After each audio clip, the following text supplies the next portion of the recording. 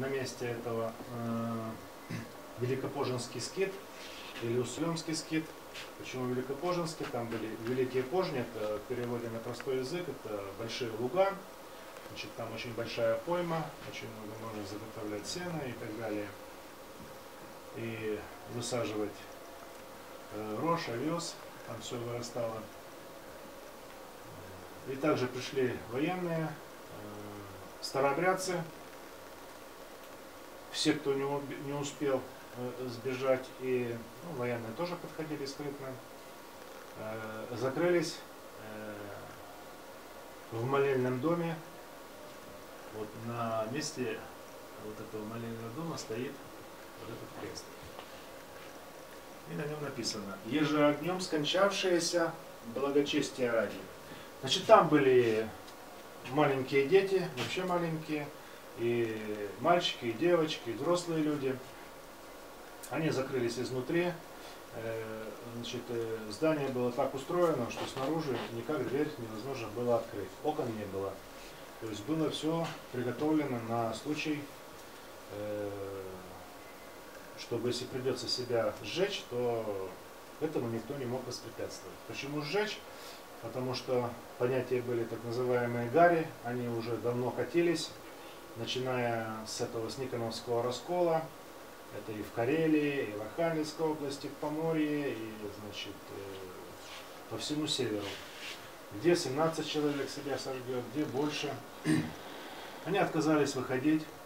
Как описывают историки, правда это или неправда, судить не нам.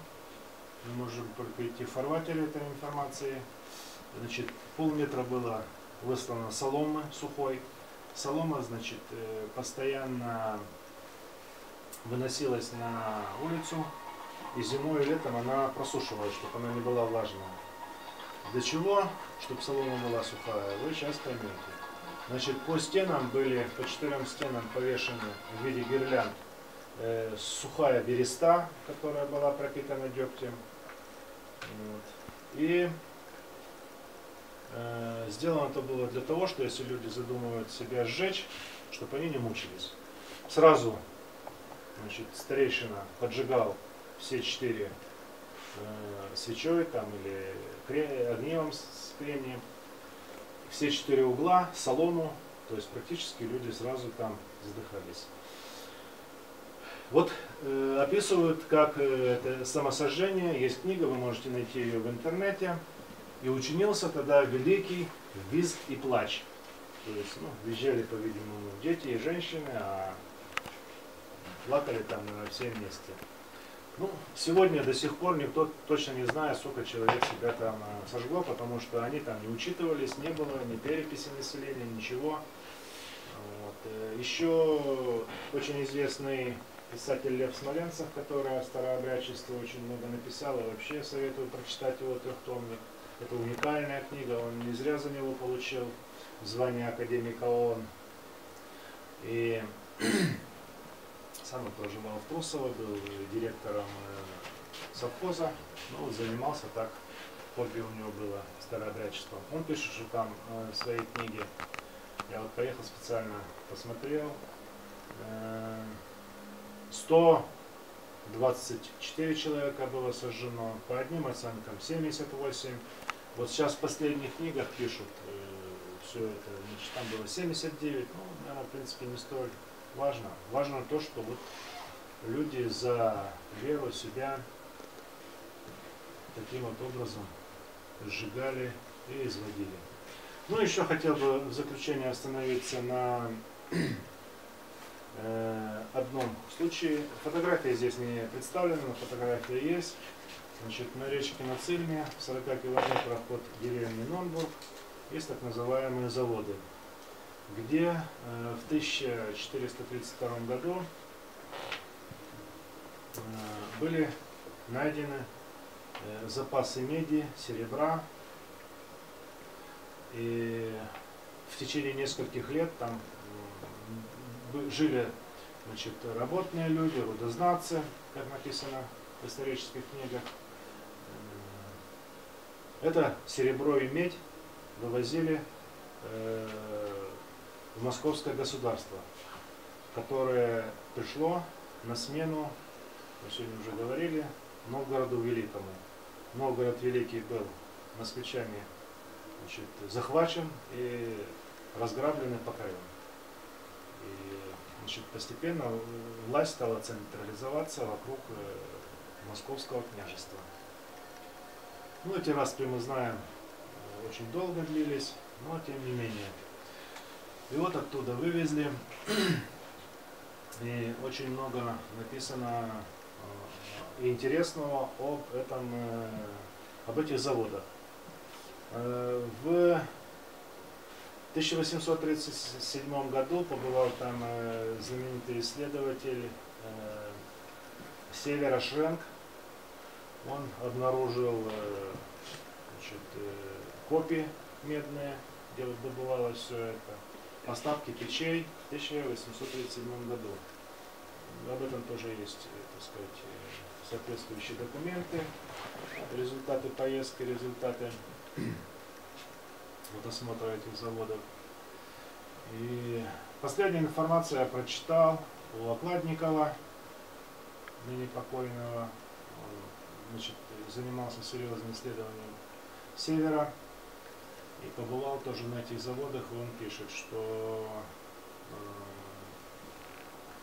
с Цильмы с 1432 года по 1530 год, почти за 100 лет, вывезли 50 миллионов пудов меди, серебра, и это примерно составляет больше 100 железнодорожных составов, если представить. То есть вот такой объем колоссальный. Но ничем научным это, так сказать, не подтверждено. Более того, один из академиков Академии наук, историков, побывал в какое-то время в Греции, и он обнаружил большое количество медных статуй. Мы знаем, что у нас очень была развита культура в Греции, в Италии, Древний Рим, Древняя Греция. Там боги были, и очень мощные были в то время государства. Вот он обнаружил, что очень много статуй сделаны из меди и олова. Он как специалист поинтересовался, велась какая-то научная деятельность, и был сделан спектральный анализ, и выяснено, что эта медь, она с берегов Цильмы. Но если мы окунемся в историю, то греческое государство было 4-5 веков до новой эры. Как могли греки в то время, вот еще одна загадка, медь доставить с Цильмы, из Дикой, тоже очень большая загадка. И в отдельных статуях, значит, в глазах были вставлены агаты. Значит, оценка и проверка этих агатов показала, что подобные агаты встречаются только, значит, нигде их в Средиземноморье, ни меди, ни агатов таких нет. Они встречаются только на песчаных отмелях Цильмы. Их сейчас находят алмазы и агаты находят, и, очень много различных камней находят. Ну и последняя версия, грустная, о том, что нигде никаких заводов не было. После революции Сталин дал команду, послал туда специальные бригады людей, которые имитировали, что там были раскопки, что там были рудники, остатки печей, для того, чтобы показать, что очень много было нападок, как и сейчас на нашу страну в те времена, о том, что вот Русь лапотна, что Русь там ничего у них нет, и научили только все иностранцы жизни и всему. Вот он показал, что якобы первое, чуть ли там не в Европе, и в том числе у нас, монеты при Иване Грозном, серебряные и медные, чеканились именно вот на московских дворах. Говорят, что я там был, видел какие-то некие шурфы, там ямы. Явно, что они не совсем, так сказать, свежие. Им очень много лет, сгнившую лиственницу, которая использовалась, там плахи, да, облицовки. Это вот история такая у нас наука коварная, ее без конца поправляют, переписывают, кто может, кто не может. Ну, можно было бы на эту тему рассказывать очень много, я уже вас историческими фактами достаточно углубил, но тем не менее считаю, что в рамках вот такой вот фотовыставки этого вполне достаточно. Вопросы у кого-то есть? Постольку, поскольку это не основное, занимаюсь историей, занимаюсь родословной, планирую выпустить, что как получится, как жизнь распорядится. Значит, книги на исторические темы, хотя бы одну-две. 6, значит, какая-то написана, но все очень тяжело. Почему? Потому что надо ехать в архивы не пускают, в архивах ничего не дают.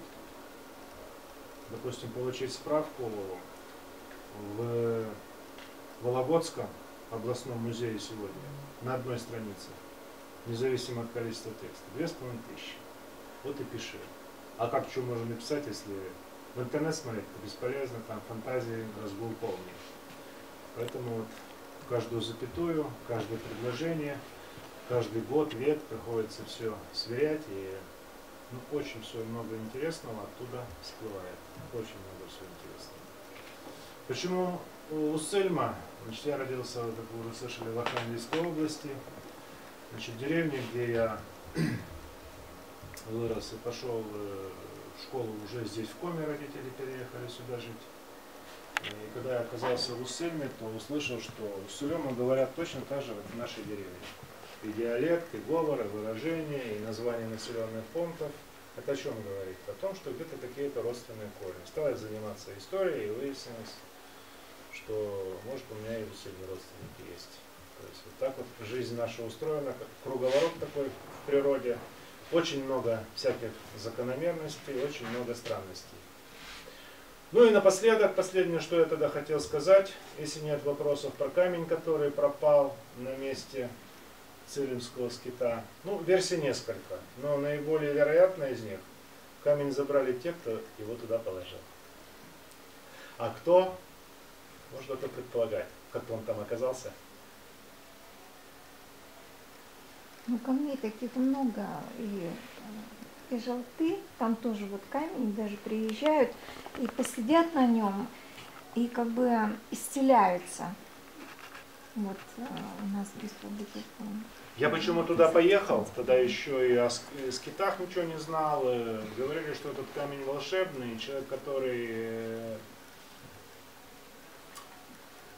посидит или потрогает этот камень, он теплый, рядом ложится головой на восток, на землю, раскидывает руки, вот так вот раз, ноги вместе, закрывает глаза, и он начинает летать. Процесс левитации начинается.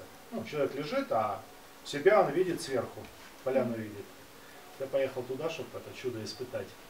Вот, ну, значит, я не полетал, может быть, я уже был не молод, и наделен опытом, и как бы не каждый полетает, летают только люди, которые творческие, которые, значит, легкие, которые не зашоренные работой, работа у каждого своя.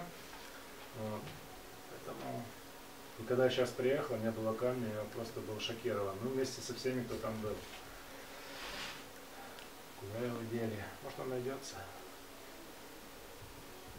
Вам какая больше всего фотография нравится?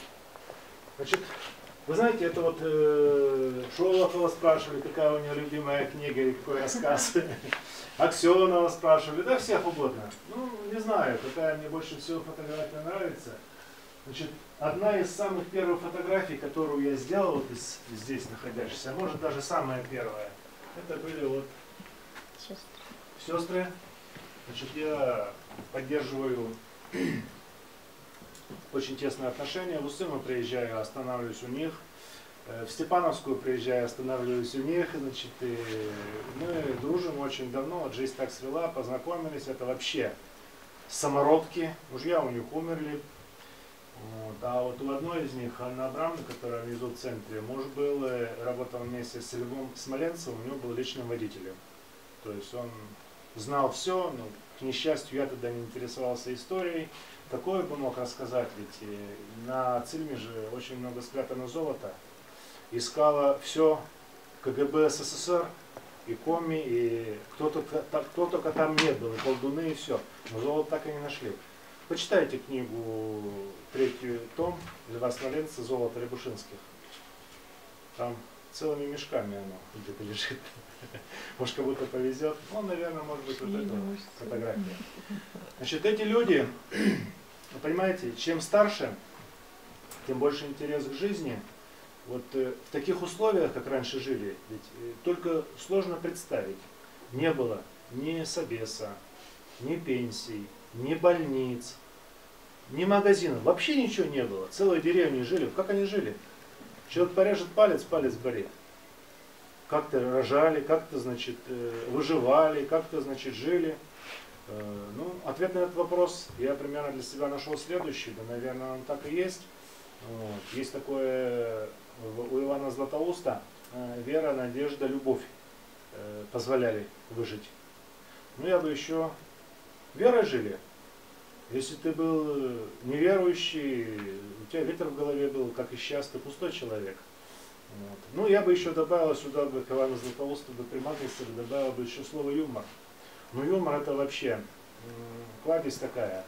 Кроме всего прочего, я вот такие вот истории собираю для книг оригинальные. Собираю и пословицы, частушки. Причем частушки такие, которые уже не поют, и которые, наверное, навряд ли уже споют. И они, то есть общаюсь с очень старыми людьми. Вот, и когда только спросишь, а какая ваша любимая частушка? Вот сейчас ездил в Коряжме, значит, дедушке 87 лет. И спрашиваю, какая любимая? Он сразу оживился, выпрямился, глаза загорели, как выдал мне. Я там чуть не упал. Вообще, бесподобные частушки. Вот. И они много всего знают. Ну вот, допустим, несколько, буквально тезисно таких историй, что касается юмора. Именно вот, ну, может быть, не только у Сулемского, но вообще юмора старых людей, независимо от национальности. Рассказывают. Приходят ли где в больницу по-уссурёмски 2 старушки, каждой по 80. Одна суха, да шибко длинна, вторая мала, да шибко толста. То есть уже вот буквально одно предложение, здесь полет фантазии. То есть что там, кровь сдавали с пальца или чего-то. Ну и сдали кровь, и та, которая длинна, сухая длина, у медсестры спрашивает: все ли нормально, доченька? Та говорит: ну, для вашего возраста все терпимо. Так может нам еще и по мужику найти? Вот, понимаете, юмор такой своеобразный. Вторая приходит в больницу и говорит: бабушка, да вы что, такая старенькая, да мы к вам приедем, да идите потихоньку домой, вы позвоните. Да мне неудобно беспокоить, вот у меня голова кружится. Повели там ее в процедурный кабинет у сына. Вот, укол сделали. Она медсестре говорит: доченька, что это всем людям уколы в ягодницу делают? А мне, говорят, опять в попу врезали. Вот такой вот юмор своеобразный. Ну и последнее. Времена всякие бывали. Деревня, как правило, если было больше 10-15 домов, какая-никакая церквушка была, сенокос, лето, общество под нее обсуждают. Ну, возможно, это и быль была. Как им отсенокосить? Поп говорит: нанимай кого, не нанимай, проси, не проси, никто не пойдет, потому что свои сенокосы, у всех скот. Но одним нам на корову сено не накосить. И службе, и тяжело. Давай, как прошлый год, работника Ивана попросим. Ну давай, ты возьми-ка, навари супу, мяса много не ложи, потому что мяса и так мало, сами съедим. А ты отвари побольше легкого. И в суп-то сверху в чугунок и положи. Ну, уже на поле. И говорят: Иван, иди-ка есть. Ну, Иван пришел, достает из лаптей ложку большую деревянную, раз и в самый низ. И все, как не залезет ложкой, так то один кусок, то два мяса. Апостол поди не успевает залезть, подчеркнуть. Попадет и говорит: Иван, ты чего это там все? Вот, легкое бери. Иван опять раз ложку на дно вытаскивает, два самых больших куска мяса и говорит: да это тоже, говорит, не тяжелое. То есть вот таким-то образом. Ну там не горели в Амелине, не жгли себя. Там за день, за сутки узнали, что уже идут военные, почта донесла сарафанная. И 40 человек сплавились по речке, и потом по Тобышу, Тобыш впадает в Цильму, по другой речке поднялись 141 километр от Усыльмы. И жили там. И жили-поживали, они там жили где-то порядка, может быть, лет 30-40. Точных данных нет. И напал на них кто? Дизентерия. Раньше знаете, как болезни были? Таблеток не было, кора не помогала, витаминов тоже никаких не было, хвоя не помогала. Короче, 39 человек, по определенным оценкам историков, умерло от дизентерии. А может, дизентерия была, может там и оспа, или чехотка, или бог его знает чего. Раньше ведь выкашивали целые народы, миллионы людей умирали от той же оспы. Мы просто это не знаем. Вот. И они, значит, там остался один дед, он самый старый был и самый крепкий. Болел он, не болел, неизвестно. Значит, он остался, он их всех там схоронил. Ну, как мог. Сколько у него там сил хватало. Потом и ему занедужило. Значит, он сделал плотик, лег на плот, оттолкнулся по речке и по течению поплыл. Плотик и потерял сознание, ну так написано у историков, и потерял сознание. Подобрали его уже в самом селе Усыльма, то есть это больше 140 километров. Кто такой? Он не говорит. Ну, по-видимому, он боялся сказать, кто он такой и что там случилось. Он молчал. Ну, они подумали, что у него Бог или, значит, разум отнял, или он по жизни такой. Ну, он стал жить, как в старину говорили, средь двора бродь, нищенствовать, ходить подачкой. Вот. А на Руси мы знаем, что к нищим относились с благоговением, отдавали им всегда последнее. Вот. И он в какой-то момент, значит, то ли он сам сказал, то ли его стали называть Иваном, или, значит, много Иванов на Руси было. Он сколько-то там прожил, и вот он помер, и сейчас в Усыльме есть Иваново кладбище. Вот, официально. Вот, и говорят, что основоположником он был вот этот человек, вот Стобыш, этот Иван. Мы сюда ездили вдвоем, вот там человек, он тоже, если внимательно посмотрите, он тоже взял с собой благовония. Ну, благовония, это, как правило, ладаном старообрядцы не пользуются. Благовония — это смола, живица от лиственницы, от кедра, либо от елки, в конце концов. И вот он там ходит, пока окуривает, я тут все фотографировал. Ну, здесь самое настоящее паломничество. Называется упокойных. Покойные. Значит, заказывают даже большие лодки, ездят группами, там до 10 человек, молятся. Там вот в отдалении видно типа гостевого домика, там, значит, срублена такая изба, и вот так вот по кругу нары, посреди печка, там 30 человек смело поместится, ездят молиться. И постоянно, как вода бывает.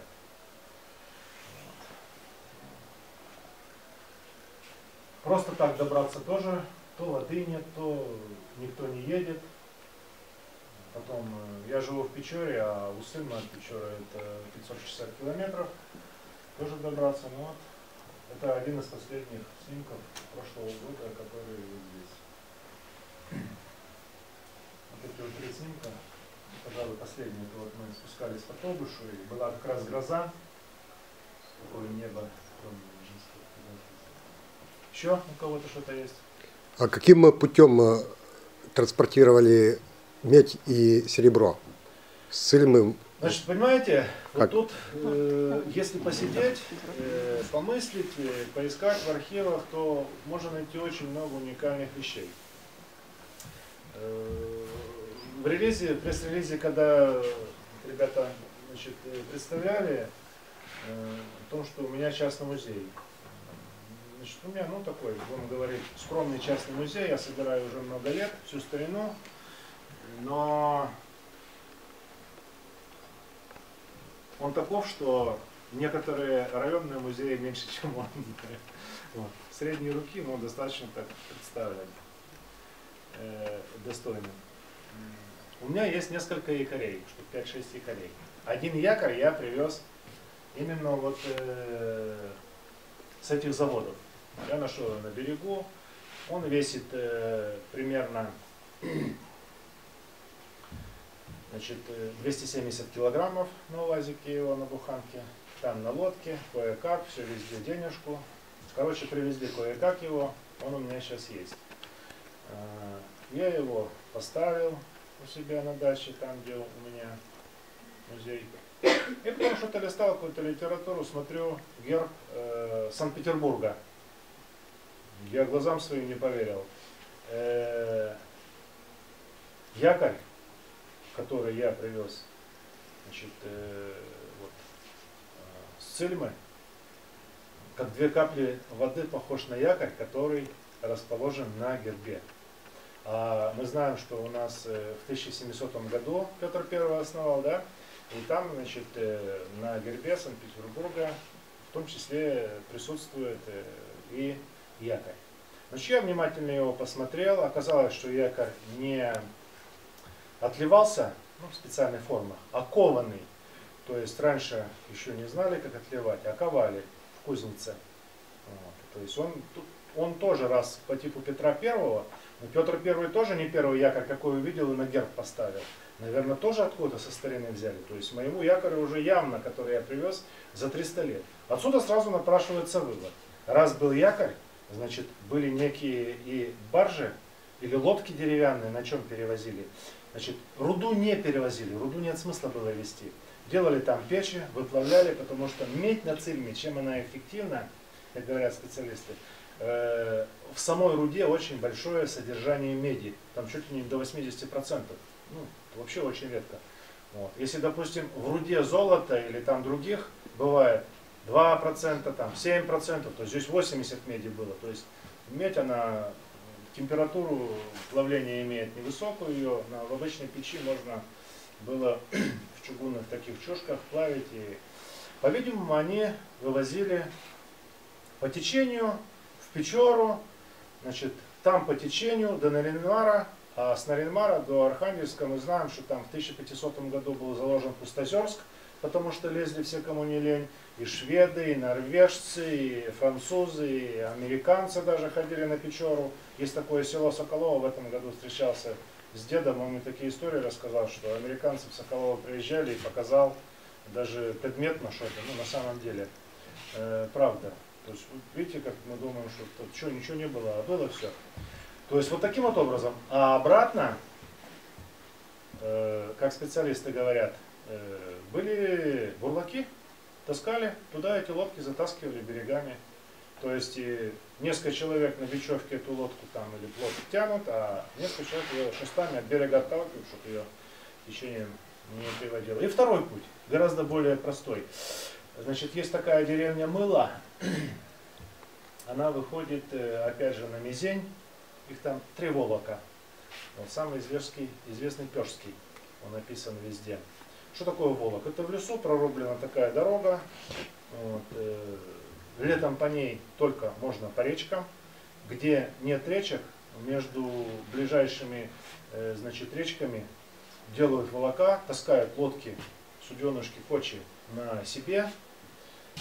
Даже экспедиция была у Шкурники, они подтвердили, что так раньше можно было сплавиться. И зимой возили на оленях. Все это дело вывозили в Мизень, с Мизени в Сольвычегодск, с Сольвычегодска на Вологду и на Москву. Вот 2 варианта доставки. Еще я разговариваю с человеком, ну, понимаете, это истории. Вот. Можешь верить, можешь и не верить. Как говорится, нет дыма без огня, и не все правда.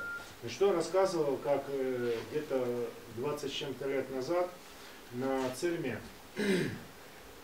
у рыбаков поломался мотор, уже моторы были, и они вынуждены были сплавляться по течению.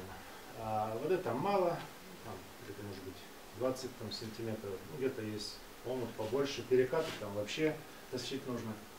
Они заметили, что вроде что-то блеснуло на дне. Ну, остановились, вот, бросили якорь, вылезли, подняли. Значит, они подняли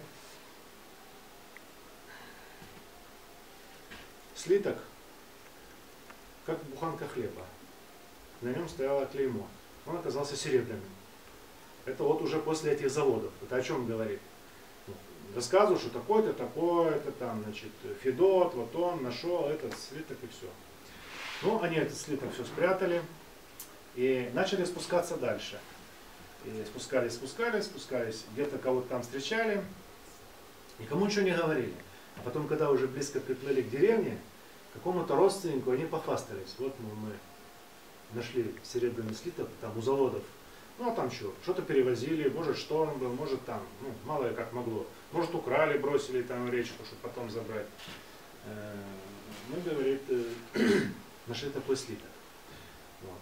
У нас он в лодке. Ну когда они приехали в село, в Трусово, и начали искать слитка, слитка не оказалось. Слиток оказался у того, кому они рассказали. Но у того он тоже не был. И вот так он в течение, значит, 2-3 дней с десяток владельцев. Если, значит, язык был длинный, то ты оставался без слитка. А потом он попал, кому, у кого язык оказался на месте. У Сулема как говорят, чтобы язык не болтал то, что не нужно.